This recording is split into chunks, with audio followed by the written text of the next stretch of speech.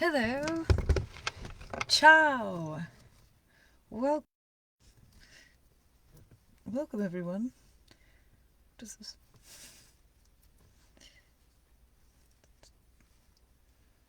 Are we live?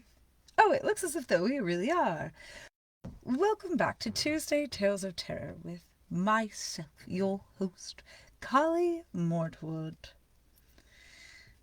Yes. And it's better. Let's see, we're going back into Edgar Allan Poe. And we're also...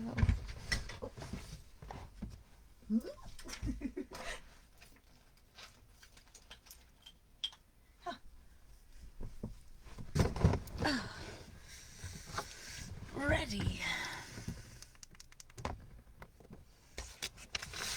We're going to read a short story. I didn't pick one out this week. I thought I was going to wing it. Oh, The Devil in the Belfry. Eeny, meeny, miny, mo. Do I see anything else that calls to my attention? I'm going to say that's the one that I want to go with. Meow. Yeah. All right, perfect. The Devil in the Belfry, 284. Perfect.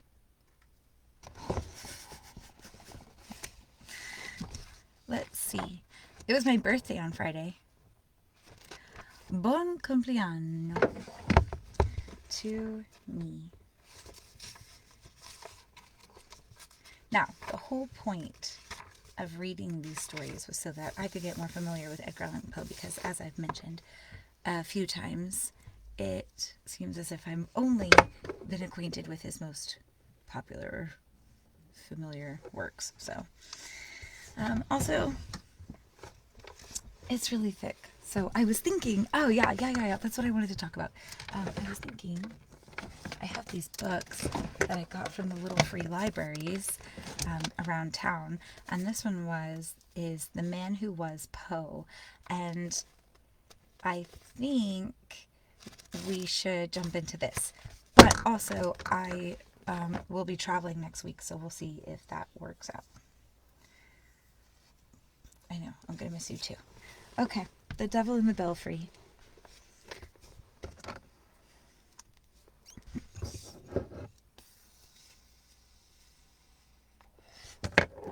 Hydrate.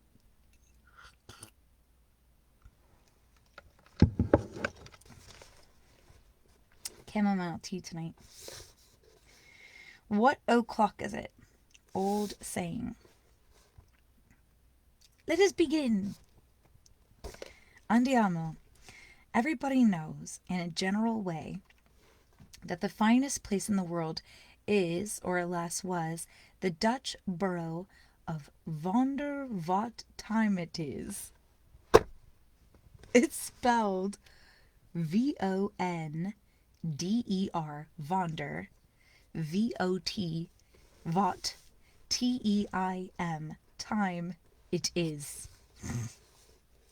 Yet, as it lies some distance from any of the main roads, being in a somewhat out-of-the-way situation, there are perhaps very few of my readers who have ever paid it a visit. For the benefit of those who have not, therefore, it will be only proper that I should enter into some account of it, and this is indeed the more necessary, as with the hope of enlisting public sympathy in behalf of the inhabitants, I design here to give a history of the calamitous events which have so lately occurred within its limits.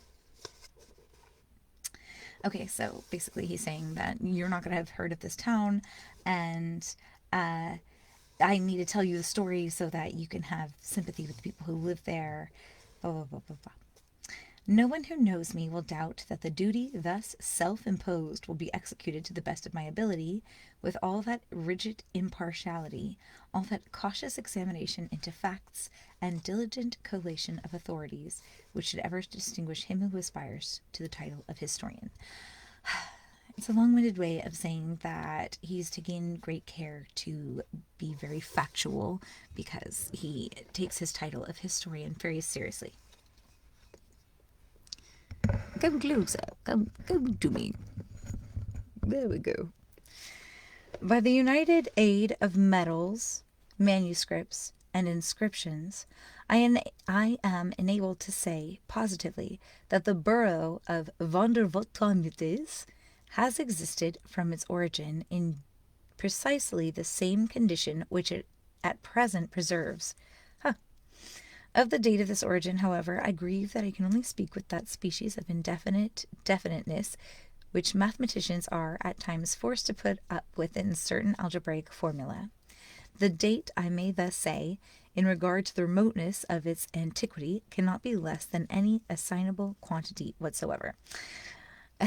Okay, so basically, he's come to determine that this town has always stayed exactly the same, and it has no date of origin that he can figure out.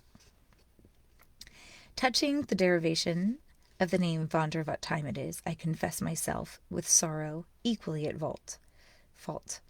Among a multitude of opinions upon this delicate point, some acute, some learned, some sufficiently the reverse, I am able to select nothing which ought to be considered satisfactory.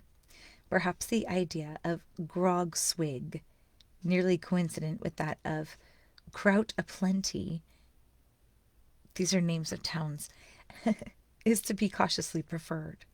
It runs, Wonder what time it is. Wonder. Lege donder.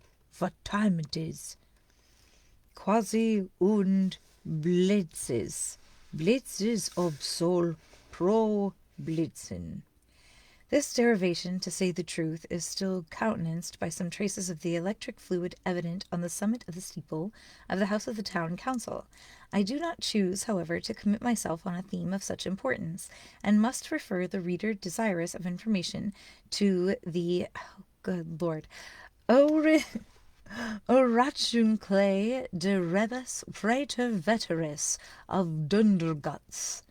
See also Blunderbuzzard. De Deviationibus, pages 27 to 5010, folio, Gothic edition, red and black character, catchword, and no cipher. That was all the citation for this book, or thing that they're quoting. Woo! Wherein consult also marginal notes in the autograph of Stuff and Puff with the sub-commentaries of Good Soul. I cannot. If you're still with me, thank you for sticking it out. This is a lot. Like, he's just making up names of places and just kind of babbling them for fun. And if it keeps going, I can't do this. Not tonight. Notwithstanding the obscurity which thus envelops the date of the foundation of Wondervatamides and the derivation of its name, there can be no doubt, as I said before, that it has always existed as we find it at this epoch. The oldest man in the borough can remember not the slightest difference in the appearance of any portion of it, and indeed the very suggestion of such a possibility is considered an insult. The site of the village is in a perfectly circular valley, about a quarter of a mile in circumference, and entirely surrounded by gentle hills, over whose summit the people have never yet ventured to pass. None of them? Never? Not one person has ever ventured over the hills? For this they assign the very good reason that they do not believe there's anything at all on the other side. Round the skirts of the valley, which is quite level and paved throughout with flat tiles, extends a continuous row of 60 little houses. These, having their backs on the hills, must look, of course, to the center of the plain, which is just 60 yards from the front door of each dwelling. Every house has a small garden before it, with a circular path, a sundial, and 24 cabbages. The buildings themselves are so precisely alike that one can in no manner be distinguished from the other. Owing to the vast antiquity, the style of architecture is somewhat odd, but it is not for that reason the less strikingly picturesque. They are fashioned of hard, burned little bricks, red with black ends, so that the walls look like a chessboard upon a great scale. The gables are turned to the front, and there are cornices as big as all the rest of the house, over the eaves and over the main doors. The windows are narrow and deep, with very tiny panes and a great deal of sash. It's the curtains. On the roof is a vast quantity of tiles with long curly ears. The woodwork throughout is of a dark hue, and there is much carving about it, but with a trifling variety of pattern. For, time out of mind, the carvers of wonder what time it is have never been able to carve more than two objects, a timepiece and a cabbage, but these they do exceedingly well, and intersperse them with singular ingenuity wherever they find room for the chisel. The dwellings are as much alike inside as out. Ugh, this is like a Stepford village, and the furniture is all upon one plan. The floors are of square tiles, the chairs and tables of black-looking wood with thin, crooked legs and puppy feet. The mantelpieces are wide and high, and have not only timepieces and cabbages sculptured over the front, but a real timepiece which makes a prodigious ticking on the top in the middle, with a flower pot containing a cabbage standing on each extremity by way of outrider. Between each cabbage and the timepiece again is a little china man, having a large stomach with a great round hole in it, through which is seen the dial plate of a watch. The fireplaces are large and deep, with fierce, crooked-looking fire dogs. No, that's not right. Please, sir, I need the other page. Fingers. I guess that is right. I'm a silly goose. There is constantly a rousing fire, and a huge pot over it full of sauerkraut and pork, to which the good woman of the house is always busy in attending. She is a little fat old lady, with blue eyes and a red face, and wears a huge cap like a sugar loaf, ornamented with purple and yellow ribbons. Her dress is of orange-colored linsey woolsey, made very full behind and very short in the waist, and indeed very short in other respects, not reaching below the middle of her leg. This is somewhat thick, and so are her ankles. Oh, she's thick! But she has a fine pair of green stockings to cover them. Her shoes of pink leather are fastened each with a bunch of yellow ribbons puckered up in the shape of a cabbage. In her left hand she has a little heavy Dutch watch. In her right hand she wields a ladle for the sauerkraut and pork. By her side there stands a fat tabby cat with a gilt toy repeater tied to its tail, which the boys have there fastened by way of a quiz. I don't know what that means. We're going to keep going.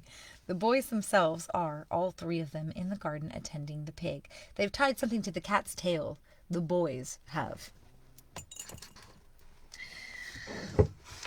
The boys themselves are, all three of them, in the garden attending the pig. They are each 2 feet in height. They have 3 cornered cocked hats, purple waistcoats reaching down to their thighs, buckskin knee breeches, red woolen stockings, heavy shoes with big silver buckles, long surtout coats with large buttons of mother of pearl. Each two has a pipe in his mouth and a little dumpy watch in his right hand. He takes a puff and a look, and then a look and a puff. The pig, which is corpulent and lazy, is occupied now in picking up the stray leaves that fall from the cabbages, and now in giving a kick behind at the gilt repeater, which the urchins have also tied to his tail, in order to make him look as handsome as the cat. Right at the door, in a high-backed, leather-bottomed armchair, with crooked legs and puppy feet, like the tables, is seated the old man of the house himself. He is an exceedingly puffy little old gentleman, with big circular eyes and a huge double chin. His dress resembles that of the boys, and I need say nothing further about it. All the difference is that his pipe is somewhat bigger than theirs, and he can make a greater smoke.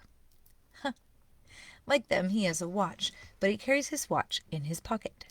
To say the truth, he has something of more importance than a watch to attend to, and what that is I shall presently explain. He sits with his right leg upon his left knee, wears a grave countenance, and always keeps one of his eyes at least resolutely bent upon a certain remarkable object in the centre of the plain. The sundial? Is that what he's talking about? This object is situated...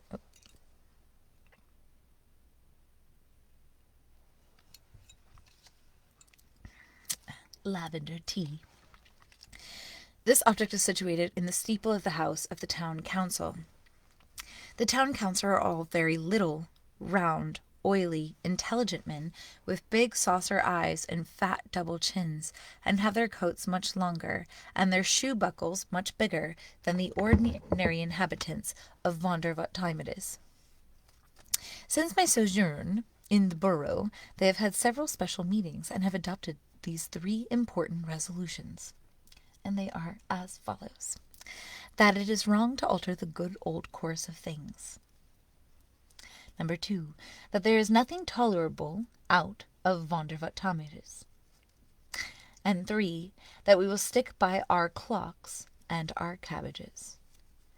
Above the session room of the council is the steeple, and in the steeple is the belfry, where exists and has existed time out of mind, the pride and wonder of the village, the great clock of the borough of Vonder what time it is, and this is the object to which the eyes of the old gentlemen are turned, who sit in the leather-bottomed armchairs. Are all these people just frozen in place all the time? The great clock has 7 faces, one in each of the 7 sides of the steeple, so that it can be readily seen from all quarters. Its faces are large and white, and its hands heavy and black.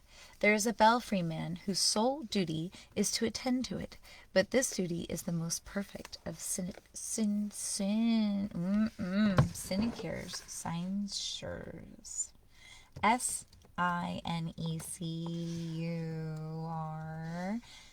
A position sinecure, a position requiring little or no work, but giving the holder status or financial benefit.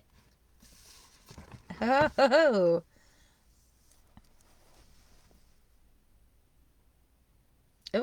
oh, oh, no.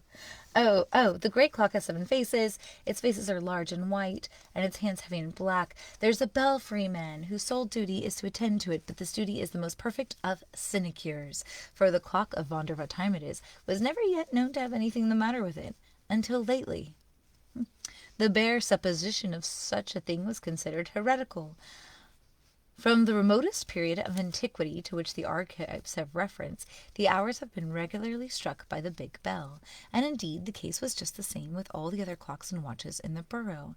Never was such a place for keeping the true time. When the large clapper thought proper to say 12 o'clock, all its obedient followers opened their throats simultaneously, and responded like a very echo. In short, the good burghers were fond of their sauerkraut, but then they were very proud of their clocks. The great clock has... We already read that. All people who hold sinecure offices are held in more or less respect, and as the belfry man of Vonder what time it is has the most perfect of sinecures, he is the most perfectly respected of any man in the world. He is the chief dignitary of the borough, and the very pigs look up to him with a sentiment of reverence. Oink, oink. His coat tail is very far longer. His pipe, his shoe buckles, his eyes, and his stomach very far bigger than any of those other old gentlemen in the village.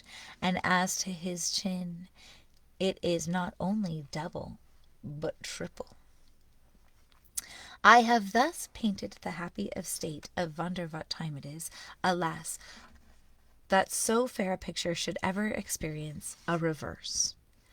There has been a long saying among the wisest inhabitants that no good can come from over the hills, and it really seemed that the words had in them something of the spirit of prophecy. It wanted 5 minutes of noon on the day before yesterday, when there appeared a very odd-looking object on the summit of the ridge of the eastward. Such an occurrence, of course, attracted universal attention, and every little old gentleman who sat in a leather-bottomed armchair turned one of his eyes with a stare of dismay upon the phenomenon, still keeping the other upon the clock in the steeple. By the time that it wanted only 3 minutes to noon, the droll object in question was perceived to be a very diminutive, foreign-looking young man. Okay, if we're struggling to keep up, we've just described a town where everybody looks the same, everything is the same. There's a belfry with the watch and the bell in the middle of the town, the blah, blah, blah, blah, blah. And now a man is coming over the hill, which is very unexpected because things don't change here. He descended the hills at a great rate, so that everybody had soon a good look at him. He was really the most finicky little personage that had ever been seen in Wonder what time it is. His countenance was of a dark snuff color, and he had a long hooked nose, pea eyes, a wide mouth, and an excellent set of teeth, which latter he seemed anxious of displaying, as he was grinning from ear to ear. What with mustachios and whiskers, there was none of the rest of his face to be seen. His head was uncovered, and his hair neatly done up in papillotes. We're looking it up. No, we're not. We're going. We're skipping it. If you want to look it up, it's spelled Papillotes. His dress was a tight-fitting, swallow-tailed black coat, from one of whose pockets dangled a vast length of white handkerchief, black kerseymere knee breeches, black stockings, and stumpy-looking pumps with huge bunches of black satin ribbon for bows. Under one arm he carried a huge chapeau de bras, and under the other a fiddle nearly 5 times as big as himself. In his left hand was a gold snuff-box, from which, as he capered down the hill, cutting all manner of fantastic steps, he took snuff incessantly, with an air of the greatest possible satisfaction. God bless me, here was a sight for the honest burghers of Wonder what time it is. To speak plainly, the fellow had, in spite of his grinning, an audacious and sinister kind of face, and as he curveted right into the village, the odd, stumpy appearance of his pumps excited no little suspicion, and many a burgher who beheld him that day would have given a trifle for a peep beneath the white cambric handkerchief which hung so obtrusively from the pocket of his swallow-tailed coat. But what mainly occasioned a righteous indignation was that the scoundrelly popinjay, okay, that's a really fun word, popinjay, while he cut a fandango here and a whirligig there, those are dances, he did not seem to have the remotest idea in the world of such a thing as keeping time in his steps. The good people of the borough had scarcely a chance, however, to get their eyes thoroughly open, when just as it wanted 1/2 a minute of noon, the rascal bounced, as I say, right into the midst of them, gave a chassé here and a balancé there, and then, after a pirouette and a pas de zephyr, pigeon-winged himself right up into the belfry of the house of the town council, where the wonder-stricken belfry-man sat smoking in a state of dignity and dismay.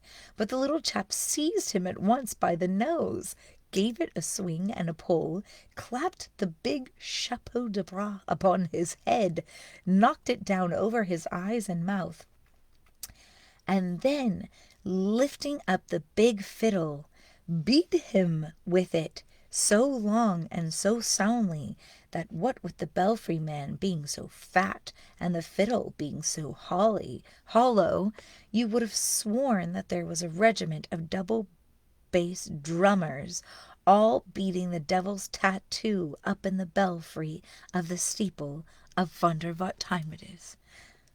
Are we keeping up? This young man jumped into the center of town, ran up to the top of the house of the town council, where the bell is, and beat up the belfry with his fiddle. There is no knowing to what desperate act of vengeance this unprincipled attack might have aroused the inhabitants, but for the important fact that it now wanted only 1/2 a second of noon, the belfry The bell was about to strike, and it was a matter of absolute and preeminent necessity that everybody should look well at his watch.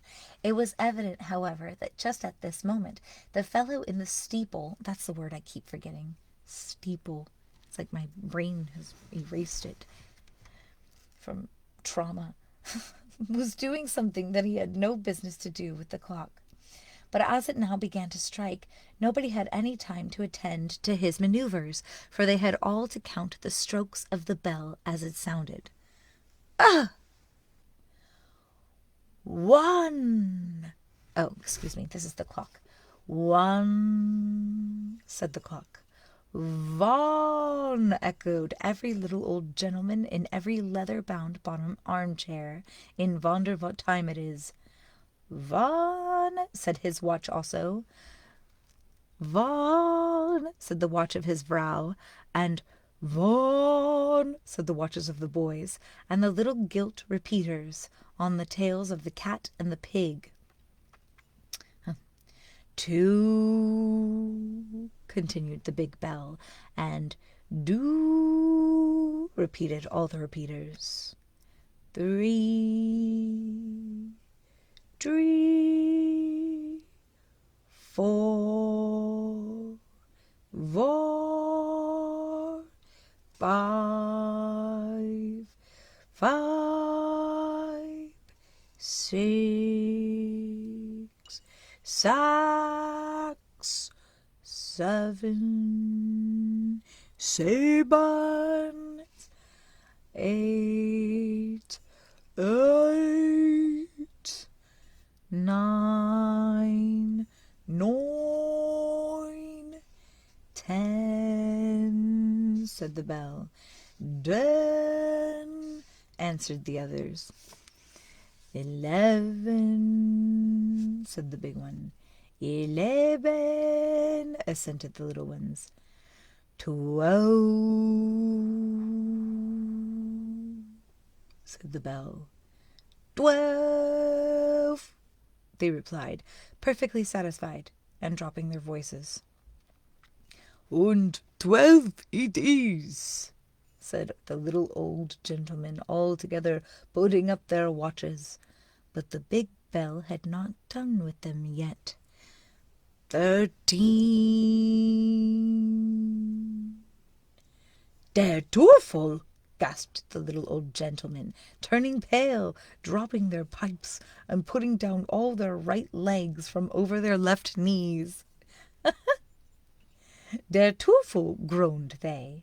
13, mein Gott, it is 13 o'clock. Why attempt to describe the terrible scene which ensued? All Wonder what time it is flew at once into a lamentable state of uproar. What is come to mein belly? Roared all the boys. I've been hungry for this hour. What is come to mein kraut? Screamed all the vrows.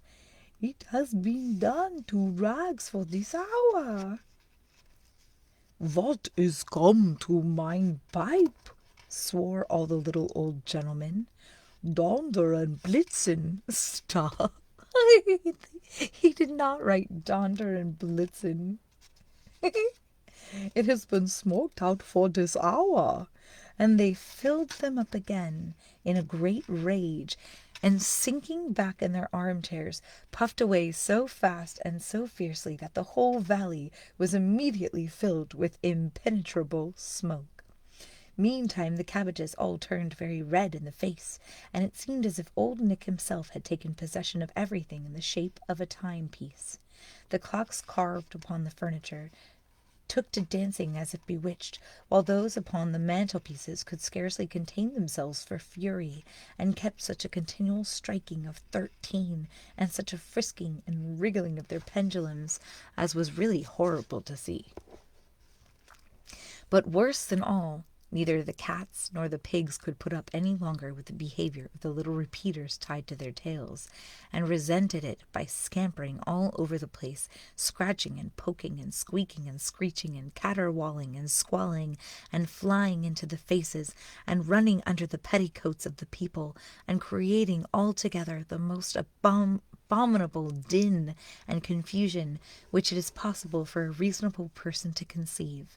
And to make matters still more distressing, the rascally little scapegrace in the steeple was evidently exerting himself to the utmost. We're almost there, I promise.